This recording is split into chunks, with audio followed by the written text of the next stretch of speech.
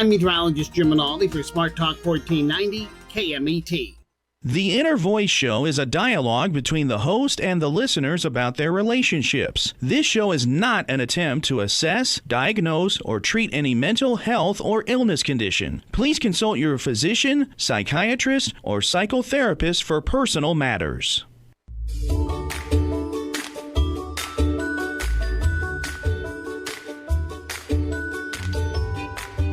Inner Voice, a heartfelt chat with Dr. Foojan. Hello, everyone. Welcome to the Inner Voice Show. I'm Dr. Foojan Zeine. I'm a psychotherapist, author, and the originator of the Awareness Integration Theory. And hello to Sean, our director in the studio. This is a show about what matters most in our life, our minds, our thoughts, feelings, actions, relationships, and our fulfillment in this beautiful journey of life. In this show today, I will share the tip of the week about flowing with all the changes that are upon us in life as we move back to a certain kind of a normalcy, or what we call normal. And then I will share with you how to go from negative automatic thoughts to positivity. And I'm excited to bring you Dr. Mark Mincolla. He's a nutritional therapist and a quantum energy healer who transformed the lives of more than 60,000 patients over the last 35 years. He has authored 7 international best-selling books to date. He's been all over the media. And today we'll be talking about his latest book, The Way of Miracles, Accessing Your Subconscious and Superconsciousness. Accessing your superconsciousness. And we will talk about what he means by miracles and superconsciousness and gives you tips in how to do that. Please subscribe to my YouTube channel and podcast and connect with me through Instagram, Twitter, or LinkedIn, all of them with Dr. Foojan Zeine. I love to hear from you, but first, here's the tip of the week.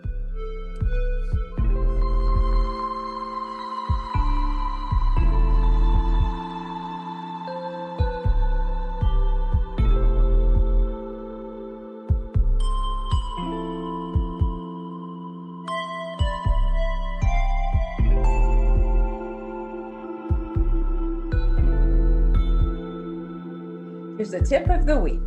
We are on the verge of another shift in our lives. With the summer being here, vaccinations being offered to everyone, and trips being planned, we are getting the sense that life is coming back to normal. Beyond feeling excitement for opportunities for having fun and entertainment, such as traveling and dining out, there is also the anguish and the stress of having our kids go back to school, for us to go back to our office, open businesses, find jobs that are more suitable for us, socialize with people whom we have not seen for more than a year or so on. Change is not easy, even when we want it and create it, let alone for matters that we're not ready for. Resist or defy. Well, resistance to change creates frustration and anxiety and therefore anger. This anger shows up in any matter of the daily life. I've spoken with mothers who have been homeschooling their children and for a year or more than a year. Although it was very hard for them, they have adjusted and now got kind of like the hang of it. Since in fall, they have to go back and driving their different children to different types of schools. They're expressing difficulty, arranging, reapplying, modifying, all that they have so far they have to change. They also wonder about their kids getting sick again from other kids again while they were immune, while they were at home. One mother told me that their kids used to be kind of sick every 2 weeks at home when they were at school, and throughout the whole past year, they never got sick. And the minute the first day they went back to school, they got sick and got the whole family sick again. I'm working with a man who was laid off due to the pandemic. And this past year has been a stay home, spending time with as a full-time father. He's anxious about searching in the corporate world for similar jobs. Since he was no longer satisfied with his profession, he no longer wants to work in the corporate world due to feeling stressed with the structures that are, the demand that the structure of the corporate world has. And he's interested in having a professional consulting business that he can work from home. He's scared not motivated. He doesn't know how to create structure for himself, does not know how to move forward.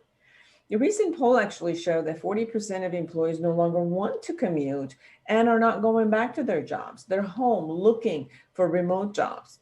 These types of life changes brings a lot of instability, anxiety, and frustration for people. I spoke with a college graduate who was working in a low salary entry-level position. She got laid off and went on in employment. Now she's to go back into a job market with the same entry-level position. She's resisting it. She's looking for a job since she has been earning more than that without any effort. So she has no idea what to do when she goes back. How can we flow with what life brings for us? And how can we envision and pursue what we want in life? Resisting change creates more anguish and pain. The reality of the outside world will bring about circumstances that we may have never handled before, and therefore may not have the skills for it. At times, we only look at what we don't like within the upcoming change and decide to resist it. We may like the sense of familiarity, even if it's not very comfortable, hence resist getting out of the status quo. The skill to assess what is changing is important. So let's explore. What needs to be changed? Look at your scenario and your life. What can change? Is there anything? Is there any part of your life that you can continue just the way it is? Who would be affected in a positive or negative way if you flow with the change? Who would be affected in a positive or a negative way if you insist on keeping the same status quo exactly the way it is? What price do you have to pay for this change? What is the price if you keep the status quo? What are the benefits of flowing with this change? And what are the benefits of keep resisting and keeping what is? What skills do you need for these changes? Now, allowing ourselves to envision the most successful way of being with the new parameters and outcomes, getting excited about what could be unfolding, having a wonder, a wow, an awe, all of that to like what would happen. Creating a new structure in our life. You know, newness does need new structures or it won't get created or get maintained. So creating new structures in our life to establish success. Asking for support from people who have succeeded in the path that we desire, that we envision. Selling the idea to ourselves. We can set the final goal, then break it up into stages. We can set up action plans toward those goals and stages and schedule them in our calendar. Let your calendar be your best friend. Now, all we need to do is then show up and follow the schedule that we created. Showing up is the important factor, and then continuing to do that. For more information about envisioning, goal setting, go to my book, Life Reset, the Awareness Integration Path to Create the Life You Want.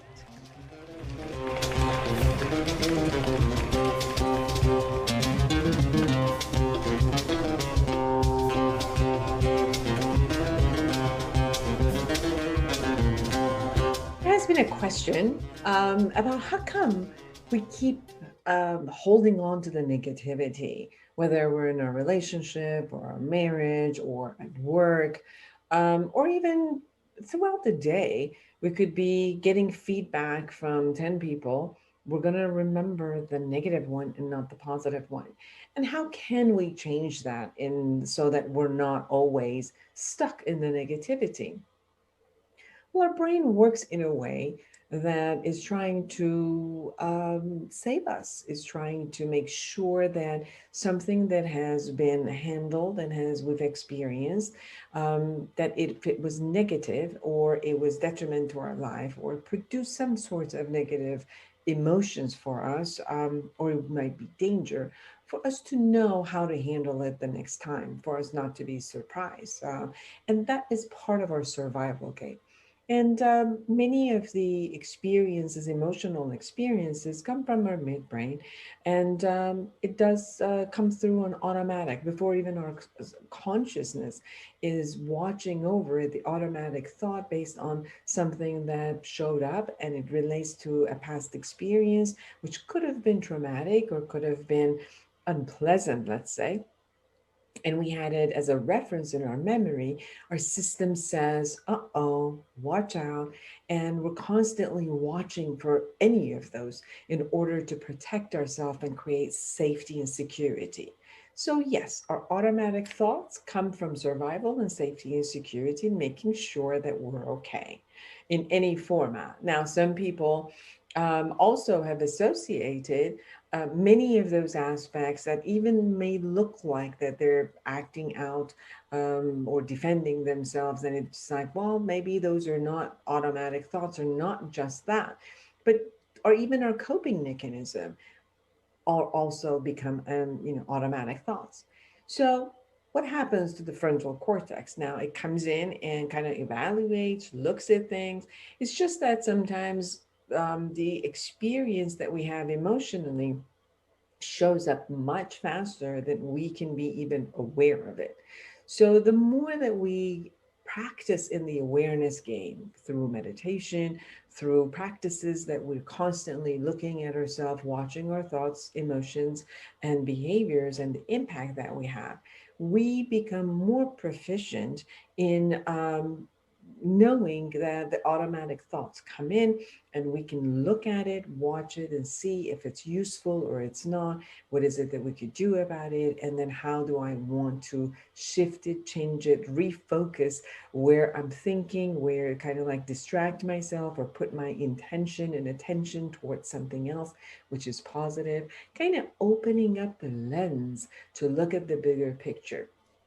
So as I spoke with people who are fighting in their intimate relationship and they hold on to all the negative things that maybe they've said to each other for many, many years and kind of bypass all the good stuff that they've said to each other or the gifts they've given each other and hold on to those bad memories and keep bringing it to the present moment or even react in the present moment as if those things are coming. And whenever we talked about how come that past keeps coming, they're not complete with it, so they haven't conversed and really felt like they were heard and they could feel safe again in that environment, and then making sure it never happens again. When I've talked to people who are at work and they've gone through their grievances and they've talked to it, and some they've actually been an agent of change in that system, but now they don't trust it and constantly looking as being hyper vigilant around it. So it's interesting that many times we do the things in order to change the negative things and change it into a positive thing and move forward, but we haven't let go of the negativity. So it does take some practice. And the practice is how, one, to be aware, put on the camera on yourself and look at your thought process. Two, really look at the automatic thought process that comes in. Although they're automatic and you don't have any control over them, the part you do have control over them is now how to refocus. How do you do reality check? Do you still need to think of it that way? Is there anything you need to do about it? And how can you refocus yourself into your growth, your strength, the positivity that is out there? Learn skills to bring those skills into your life and shift yourself out of the negativity so that you're not stuck in it.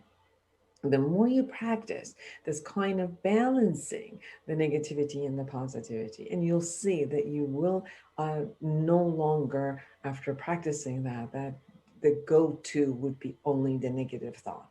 And even if the negative thought is the first thing that shows up, then you could see, do you really need protection in this area? Or you already got it and you can handle it. And then you can move on in trusting yourself that whatever shows up, you can handle. Or if you don't, you will learn how to handle it and move forward. So, first of all, know that the negative thought process is something that is normal and natural. But the part that is not normal and natural is the one you now keep at it and go for it and constantly get it higher and higher and bigger and making yourself more miserable. That peak process is not normal. And that's the part. It might be normal for you, but it's not a healthy normal. So the part that you can actually do is to shift those thought process into a positivity. Now, the positivity, you could get help from books. You could get help from a lot of the spiritual mindedness books and audiobooks and let's say podcasts. You can go through music and create that for yourself. You can look at the better version of you, where you could go in and look at what is the best possible version of you, and you can begin acting that from that place. You can begin looking at the best version of your mate and keep talking to that part of your mate, or the work or gratitude, and creating kind of like a blessing, feeling blessed about all of the things that you have. So practicing on the positivity, even though the negativity might show up for you as an automatic space. Thank you.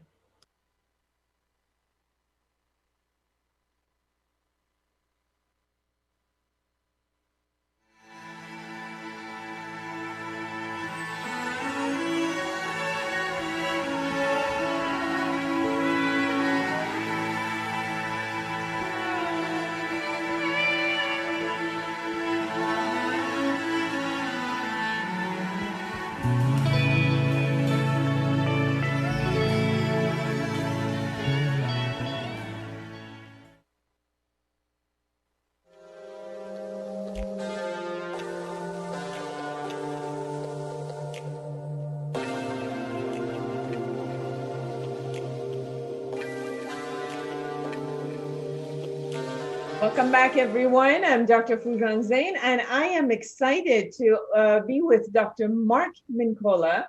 He is a nutritional therapist and quantum energy healer who has transformed the lives of more than 60,000 patients over the last 35 years. Through his innovative genius, he has integrated ancient Chinese energy healing techniques with cutting-edge nutritional science in what he calls electromagnetic muscle testing, a one-of-a-kind approach that zeroes in each individual's unique nutritional needs.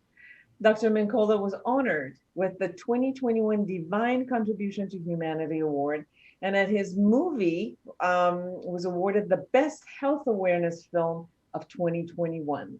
He has authored 7 international best-selling books, and to date, and Dr. Mincolla has appeared in Dr. Oz, Better TV, WFXT FOX25, and KCBS in Los Angeles, along with numerous national TV and radio shows. And I'm honored to have him today. We're going actually to talk about his book, The Way of Miracles, Accessing Your Super Consciousness. Welcome to the show. Thank you so much for having me. I appreciate it. Dr. Mincolla, so a couple of words that if we can actually open them up first, so our audience have an idea about what you mean by these words. The first word that shows up, which is their book, is a miracle. What do you call a miracle? Well, I think a miracle is a divine response that actually we're not counting on, not expecting in many cases, but that produce transformational results. You know, over the past 37 years, I've seen 60,000 appointments.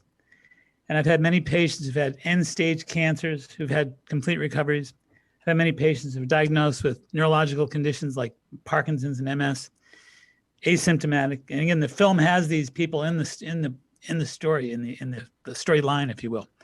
So both the movie and the book have a number of different patients that have had remarkable recoveries from exceedingly difficult situations that the world presently thinks are impossible to heal. But we've done the impossible. We've actually healed these people. So I call those miracles. And I think the key message here is we want the world to know that miracles aren't as far out, or they're not as hard to attain, they're not as difficult to reach as we think they are. I think miracles are more common than we're aware of, and I think the world needs to know about it. And tell me about super consciousness. When you say accessing your super consciousness, which is part of the title of your book, can you share what you mean by that?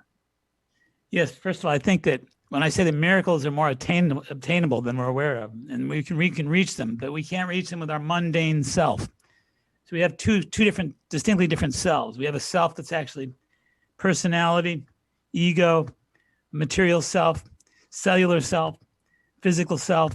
We also have something that's divine, a self that's actually super conscious, as I like to say, that has the ability to operate from a soul level or a source level, if you will. And I just think that when we're operating at that deeper level with source, through source and soul, that's where miracles can be obtained. That's where miracles can be created. That's where miracles exist. That miracles don't exist in the mundane level. So super consciousness is the key. So when you meditate, you go into deep levels of meditation, deep levels of relaxation. You eliminate a lot of the nervous energy, a lot of the noise, I like to refer to it as. And by eliminating the noise, you get to hear the whispers of divine beauty. And I think that's what super consciousness helps us do.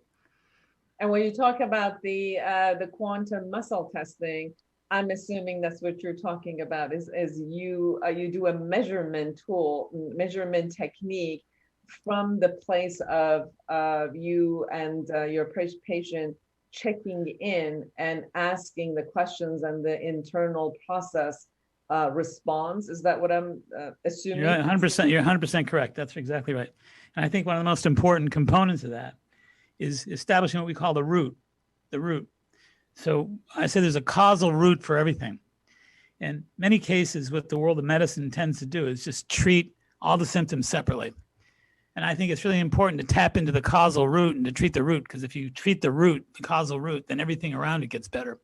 So part of what we do energetically is we do muscle testing. We tap into strengths and weaknesses, glands and organs, kidneys, gallbladder, liver, spleen, etc., heart. And as we check those organ systems, those glandular systems, we measure them energetically from 1 to 10. So if you look at it this way, you can't do better than a plus 10 energetically. You can't do worse than a minus 10. So any minus numbers are indicative of a problem with an organ system. Like we might find that the heart is a -3. We need to strengthen that. You might find that the liver is a plus 8. That's good. That's good and strong. So we want to look at the pluses and minuses as energetic potentials for each major system of the body. The objective is to balance them out, to take the weak areas and to strengthen them, take the areas that are overly inflamed and too strong and tone them down a little bit. So it's about balance. And you talk about the wholeness of everything, discovering the wholeness of everything as everything has, is that what you're talking about? Where every body is not only connected, but their balance as a whole is what makes the mechanism move forward? That's right. And I think that there's a key here, and that is that separation is an illusion. We tend to think of things as being separate, the organ system being separate, people being separate, countries being separate, everything's separate, separate, separate. And that's just an illusion. That's not true. Everything is interconnected. Everything is connected at deeper levels energetically. And again, the important point there is we had Dr. Werner Heisenberg in 1937 win the Nobel Prize for teaching us that everything is 99.9% energy. Everything in the universe is 99.999% energy and 0.001% matter. So we think we're looking at matter. We think we're looking at things in a material fashion. That must be what the world is all about. It's not what the world is all about. It's an illusion. The world is about energy. So I think it's important to tap into the fact that energy can be dialogued with, energy can be tapped into, energy can be read, energy can teach us an awful lot about the state of well-being or the lack of well-being of a human body.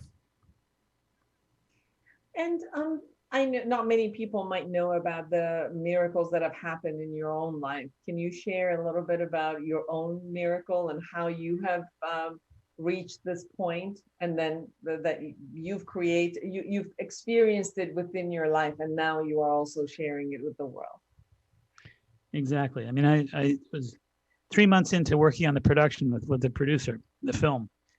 And we were working on the film, and suddenly I started feeling weak. I started feeling really sickly, and I started feeling neurologically challenged. I started feeling strength challenged. I was feeling headachy. I was feeling really pretty bad. So I went and I had some blood tests done, some blood work done, and I found out that I actually had neuroborrelia. I was diagnosed with neuroborrelia, which is actually a form of Lyme disease. So it's a neuromuscular Lyme disease. And I wasn't able to walk eventually. I got worse and worse and worse. In the middle of the film, I couldn't even walk. And I actually had an episode where I fell on the bathroom floor and hit my head on the tile floor. And I was paralyzed for 2 weeks. So I went through a paralysis situation. And I thought to myself, I made this film about my patients' recoveries. I said, I'm determined to make this movie about my miracle recovery. And I worked really hard spiritually. I worked hard mentally. I worked hard nutritionally, et cetera, et cetera, et cetera. And I actually had a complete recovery, but I was very, very sick for a long time. Stunned about the fact that I actually made this film about other patients, other people having remarkable turnarounds. And lo and behold, I had to write about and tell about my own turnaround. So you were experiencing it from a first base experience and putting it in there. Dr. Mincolla, what I hear from you is there's two components to this concept. One is obviously the state of being of that person, one becoming aware of what's going on with them. And as their awareness shows up, and you as their doctor kind of like facilitates that awareness through the muscle testing and a lot of those. When the person becomes aware of themselves, then through nutrition and balancing the different parts of their body through nutrition is what the change and the miracle happens. Is that what I'm understanding appropriately? Yes, but I think it goes back to what we talked about a little bit earlier. I really believe from what I've experienced, and again, the whole purpose of me doing this film and book, The Way of Miracles, is because I've seen and I've taken part in so many miracles, including my own, but I've taken part in so many other miracles. And there's great stories in the film and in the book about a woman who had a tumor the size of a large golf ball in her frontal lobe, and she had it surgically removed. 2 months later, it grew back, and she was determined never to have to go back to surgery again. She couldn't take brain surgery a second time. Just couldn't see herself. Impossible to do it. Couldn't do it. So she came to me.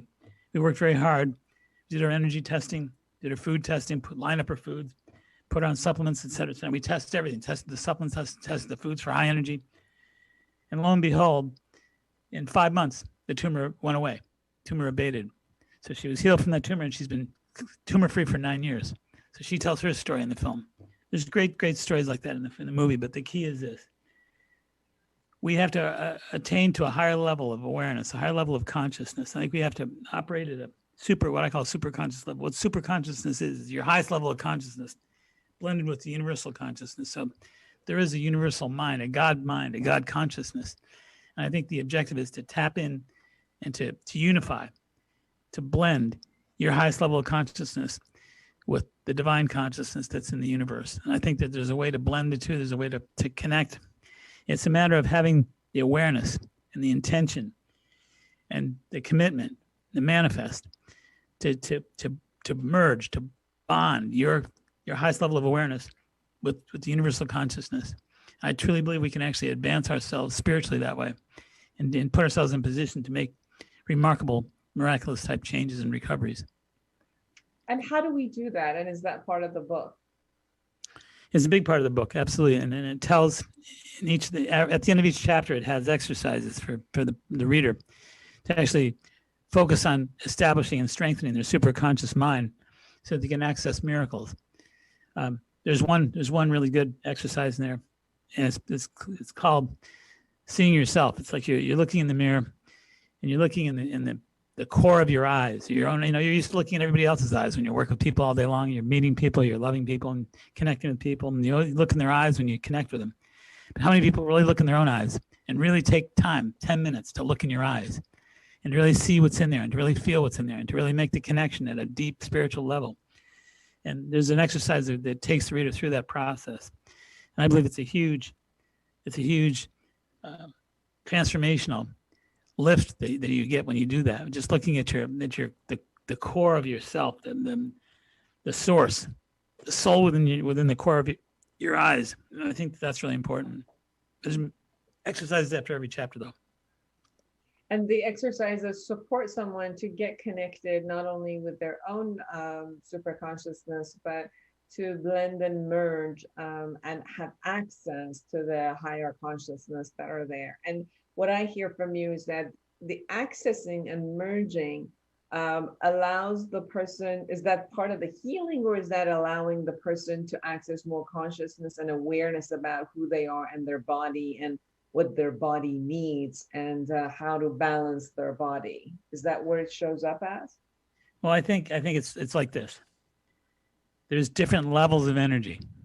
I think, the highest level of energy that we can attain to, that we can develop, that we can produce, is when we're operating, emanating, I should say, from our source, from our soul. So in other words, when you emanate from your ego, you're not going to produce a lot of energy. When you emanate from not going to produce a high level of healing energy. You operate from your deeper core, your emotional self, you're going to get more commitment.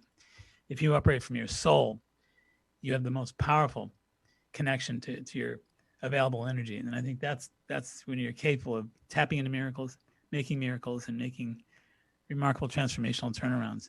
So I think it's a healing process when you do that. I think by channeling your source self, your soul, you're actually putting yourself in a frequency, a vibrational frequency that has the capacity to produce miracle results. So that's where our healing comes from. I think when we're operating at our higher self, that's where healing happens. Now, if there's a distinction between the ego self or the emotional self or the higher consciousness self, how would you guide us to know the distinction between them? How do we know the difference between them as we become aware, or as we watch ourselves experience and become aware? Can you guide us in telling, okay, oh, you experience this is your ego self, this one is your emotional self, and this one you can recognize it as your divine self? Yeah, I think that when we're operating out of ego, we're emanating from ego, there tends to be more confusion. There tends to be more anxiety. There tends to be more depression. There tends to be more confusion. There tends to be more emotional disturbance. There tends to be more dysfunctional thought, dysfunctional tendencies, I guess I'd say. But I think we're operating from the higher self, from the soul, from the source.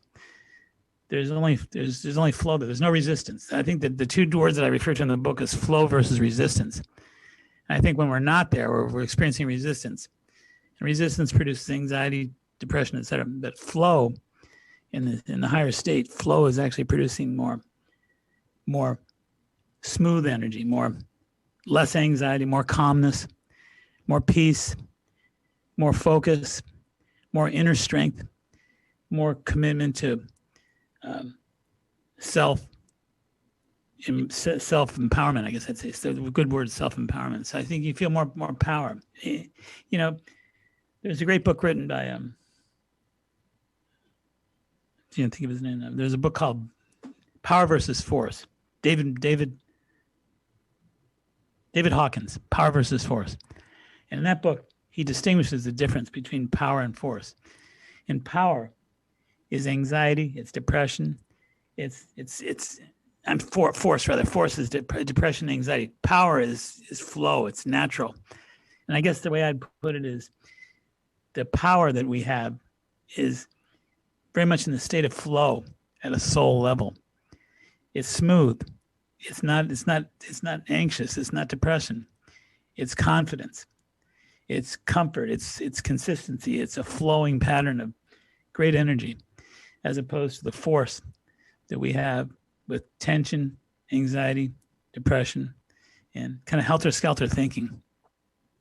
Yeah, so the force usually shows up from what you call the ego self, and then the power is where you are connected to your divine self, in a sense, and you're flowing with the energy. Exactly right. You also talk about the profound truth of the association between death and victory. It was the kind of awakening for you. Can you share a little bit about that, and how can view of our life create healing for us? Well, as I said earlier, separation is an illusion, in my opinion.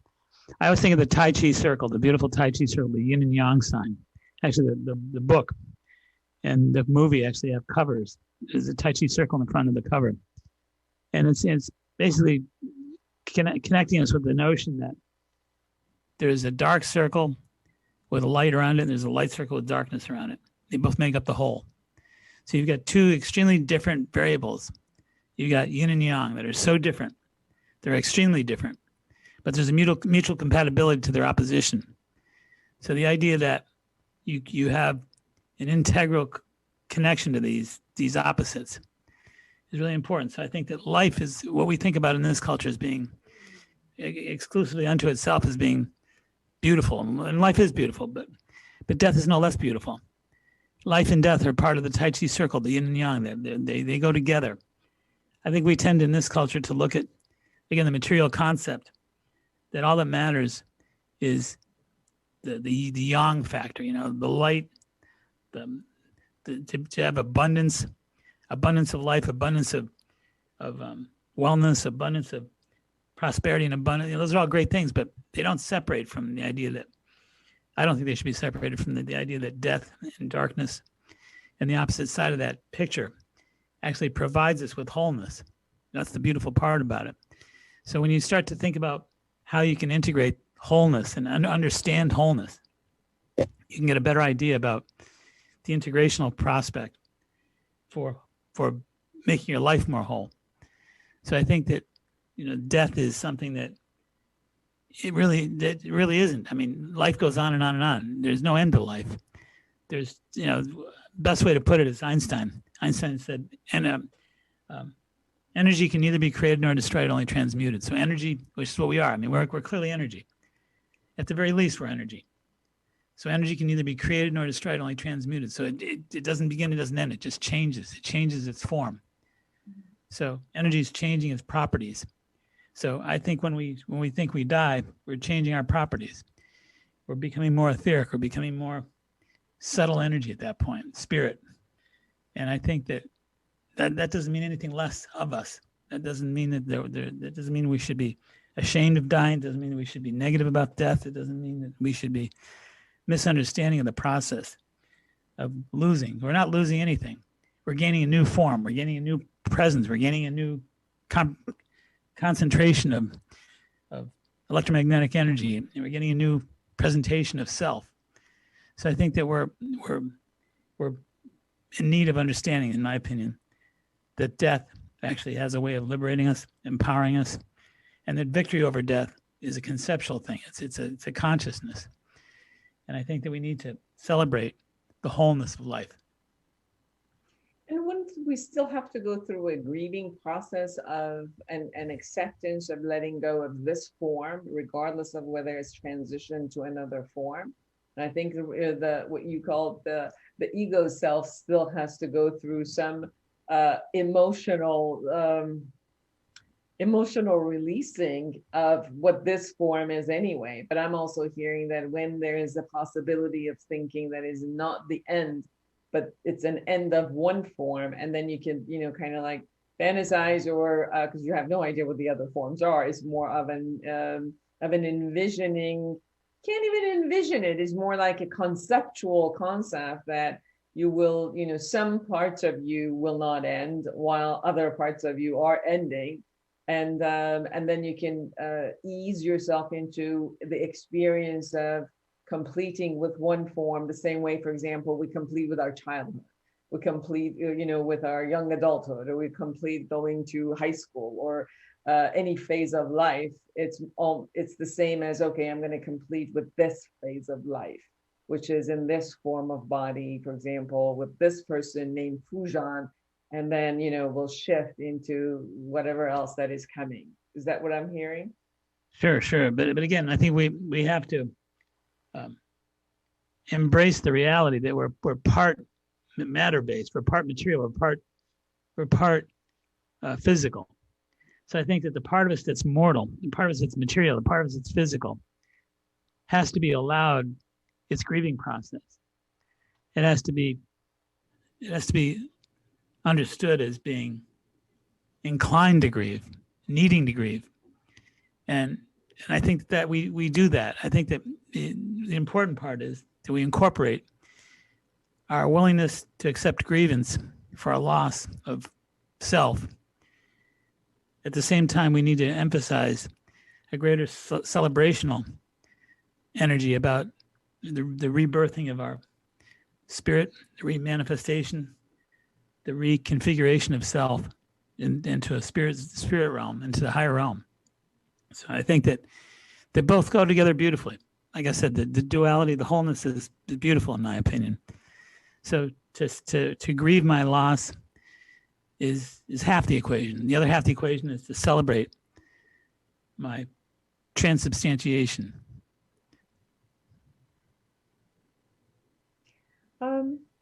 You talk about in your book about what blocks people. You've worked with people all over the world for 37 years. What do you see on, across cultures, cross gender, across all of it? What do you see as the main point that people attempt to get, let's say, separated or block? I think that for the most part, people are changing. I think they're starting to shift a little bit. I think that they've been through a lot of suffering, planetarily speaking. And I think that when people go through suffering, they grow, they transform, because they have to. I mean, to some extent, the only natural recovery that we can invoke by ourselves is transformation, is by becoming wiser, having greater wisdom about what just happened to us, and where is it all going to lead to, and what does it mean? So I think answers are always beautiful. I think answers are always very calming, very healing. Answers are all empowering. I think for us to be calm, empowered, and to have a higher conceptualization about the whole picture, the fact that we've been through hell the past year and a half or so, the whole planet has, but that doesn't. It's not meant to stay that way, and that part of the equation is the darkness of what we just been through, but the other half of the equation that's inseparable is the light that's springing forth from it. So I think people are wiser than they've ever been. I think people are becoming more spiritually imbued. I think that it's important to think in terms of the natural result of pain and suffering is enlightenment. And I think that there's more enlightenment now going on than there ever has been. And I think it's because of the pain and suffering we've been through. They go together. But I think the most common thing that people block, I guess I'd say, is emotion. I think for the most part, people have a lot of strong emotional energy in them, deep within themselves, that's potentially dysfunctionalizing. It can be anger, it can be fear, it can be sadness, it can be anxiety. But the energy, the depth of those potential emotions of so many people, again, who've gone through a lot, is very deep and very intense. And I think that people block their emotions a lot because they feel that it's easier not to talk about it, not to deal with it, just to override it. Or let's go have a couple drinks. Or let's just kind of forget about it and let's just have fun. So I think that, actually I said a few minutes ago, when we begin to embrace the prospect of wholeness, we'll get a little more comfortable with not having to block everything that's unpleasant. Well, it will allow it to flow better and to get more in touch with it and not get as overwhelmed by it. Keep something in mind. The more you block emotion, the more the emotion will bother you, the more the emotion will hurt you, the more the emotion will become a powerful force within you that actually governs your actions. So I think the more familiar we get with emotion, the more comfortable we get with it, even though it's not easy to do, we work at it. And I think the more we work at embracing emotion and stop blocking emotion and letting it flow, the better our peace, the better our transformational shift into peace becomes. Does any of the nutritional,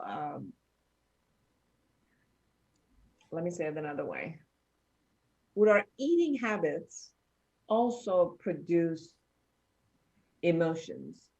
And would changing the nutritional aspects of our body, would that also support these type of opening and letting go and not even manufacturing some of those emotions? I think food plays a part on both ends of the emotional process. I think when we feel pain and suffering like we have, like so many of us have over the past couple of years, that we're more inclined to give into food that's fun. So it's an easier reach for me if I'm thinking about sugar and ice cream and stuff like that. If I'm not feeling good, I can get a quick fix. Alcohol, absolutely true, no question. So I mean, that can make me forget about my pain and suffering, at least momentarily. So it's an instant gratification, and it's temporarily supportive of my feeling good prospect. But I also think that the more of that happens, the more repression we deal with. The more repression we deal with, the more intensive the hurt gets. So again, food distracts us. Alcohol distracts us. I think it's really important that we get over the distraction. We make a commitment to getting in touch with the conscious process of hiding from our pain with pleasure. And I think we need to kind of be willing to correct that, to allow the pain a place in our life, to teach us, to evolve us, to transform us. So I think when we embrace wholeness, including the suffering and the pain, I think we get much stronger, we get much clearer, much more self-empowered. I think we get much more healthy, body, mind, and spirit. The reason I ask that is because I've talked to a lot of people who go through detoxing retreats, and they do, even if they do a lot of detoxing at home. And there have been times that I've worked with psychiatrists who work with a person in cleaning and detoxing their body from some of the medications that they're on, or whether they were around toxins such as mold or other pieces. And I've heard people after detoxing that they also state or experience a lot of emotional release, emotional lightness, like a lot of the rage or anger or uncomfortableness that was there, like a constant annoyance and frustration that was always there and would bring their patience really low. So life issues, as they happened to them, they had no tolerance of it. Somehow it appears that their experiences that's kind of lifted off. So that's why I was also asking whether in your work with the quantum energy work that you do and the nutritional work, have you also experienced something like that with your patients? Well, we have to keep in mind that the body, the cells, the neurological cells actually have memory. There's a memory. So there's a memory capacity with cells that actually remembers. Like, there's an interesting study I saw years ago about people who were reacting neurologically to colors. Red, blue, yellow, green, orange, etc. And they're actually able to correlate the time that they were abused, abandoned, attacked, when somebody was wearing a red shirt or a blue shirt or a yellow shirt. And in their subconscious mind, the memory of that color was retained in their subconscious patterning. So little did they know that every time they saw that color or shirt, their blood pressure went up a couple points because of the memory of their subconscious mind. So the key is this: the subconscious remembers everything. The unconscious mind remembers everything, but actually blocks it. So we have within our consciousness the capacity to remember pain and suffering associated with colors, with sounds, with tones, with weather, with the way the day was, and when they were abused, it was snowing, and every time it snows, they have a reaction to it. So I mean, our mind is so deep, it's so perceptive at so many different levels, and it's so neurologically tied into everything that we do physiologically that we're changing constantly based on a lot of experiences that we've encountered in our lives, and virtually everything that we encounter has an effect on us. We're not always clear about what that effect is, but we're extremely perceptive beings. We're remarkably perceptive, and we're capable of processing. I mean, just think about your conscious mind. Your conscious mind can process 2,000 bits of information per second, 2,000 bits of information per second. Your subconscious mind, 400 billion per second, 400 billion bits of information per second. So, I mean, like in theory, if I took a drive from here to New York, 2.5 hour, 3 hour drive, my subconscious mind would remember every license plate, every tree, every leaf, remember everything. So we can't always recall that. And a lot of it we block. But the point is, we have such an articulate capacity in our mind to heal or to make ourselves sick, either way. We have to have control of our mind. We have to have control of our energy. We have to have control of the energy of our mind in order to basically heal, to make a difference. But I think, like you talk about detoxification. I mean, detoxification produces a lot of energetic, emotional response, as you point out, and you're absolutely right about that. So, I mean, think about mercury, methyl mercury. I mean, a lot of people have mercury fillings, and the dentists put mercury fillings in. They're toxically loaded with mercury vapors in their brain and their body. We've had a lot of people like that. We've chelated, pulled the mercury out, and my God, their symptoms are just so incredible. They go through such a detoxificational symptomatic reprisal. It's incredible. Because I say the highway in the body is the same as the highway out. So whether you're taking poison in or taking poison out, you're activating the same pathway. So a lot of the toxicity that we take in and take out of the body when we detoxify kind of drives up emotional response, no question about it. Thank you. Lastly, I want to ask you about intention. In your book, you say that intention is an important part of this miracle making. Tell us how. Well, I say there's 4 components to miracle when it comes to miracles. Number 1, we can reject the possibility of miracles. Number 2, we can actually accept. Number 3, we can expect. Number 4, we can create. So reject, accept, expect, and create. So I think when we have manifestation, when we're manifesting an intention, we're moving more into the realm of creating. I think creating is the key to making miracles. You can't make miracles. You're not going to know that you're encountering a miracle if you reject them altogether. So we forget rejection. That's just not going to make it happen for you at all. Number 2, accepting the fact. Accepting is a beginning, but there's not a lot of energy associated with accepting.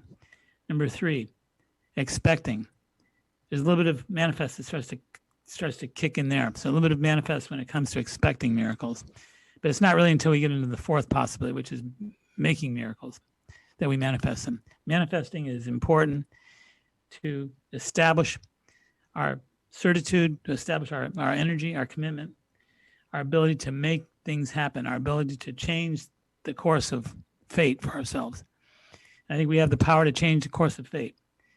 I think we have to be clear about our intention, and I think we need to make sure that our manifest is determined to make it happen. That's when we're using our own volition, our own power, and rolling up our sleeves and making it happen. Beautiful. Last minute, is there anything that we haven't talked about already about your book and you really want our audience to know? Yeah, I think both the book and the film, I mean, I mentioned it briefly about the woman who had the tumor, but there's some amazing stories. There's a gentleman who was diagnosed with Parkinson's. We had to carry him in the office. I mean, he was shaking like a leaf. He couldn't function, couldn't get into the chair, couldn't come through the door. And we worked on him pretty extensively for the better part of a month. He's running 3 miles a day now. I mean, that's a great story. And then there's a woman who actually was in her 30s who was told that she'd never have children. She and her husband were absolutely dying to have kids. That was the most important thing in the world. They wanted to have a family. And they were just so distraught, so absolutely distraught.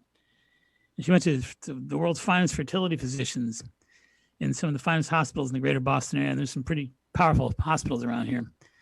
But they told her there's no way. We've been through everything. We've taken you through all the tests. It's not going to happen. We're sorry. You need to just go home and make your peace. You're not going to be a parent. She's got 3 children right now. Yes, I saw 3. Not 1, not 2, but 3. So, I mean, that's an exciting thing. And I think that the key that I'd like to share with your audience is that miracles are possible. Your miracles await you. And the book and the stories that we've been through in the book and in the film both make it pretty clear that you have the power to make miracles. You came to create miracles. Don't shortchange yourself. Get your manifesting gear, get your power over your force, and make it happen. And the book is called The Way of Miracles. The film's the same thing, called The Way of Miracles. People can actually watch the film if they go to thewayofmiracles.com, thewayofmiracles.com. Or you can actually go to amazon.com for the book. Wonderful. Everyone, Dr. Mark Mincolla, please get the book, The Way of Miracles, Accessing Your Superconsciousness, and go to either markmincolla.com or thewayofmiracles.com and have the chance to also watch the movie. And it's been a pleasure to have you. Thank you so much for taking the time and being on my show. Dr. Foojan Zeine, you did a beautiful interview. I appreciate your help, and thank you so much for having me on. Thank you. And for all of you who are out there, create an amazing life for yourself and everyone around you. And until next week, bye-bye.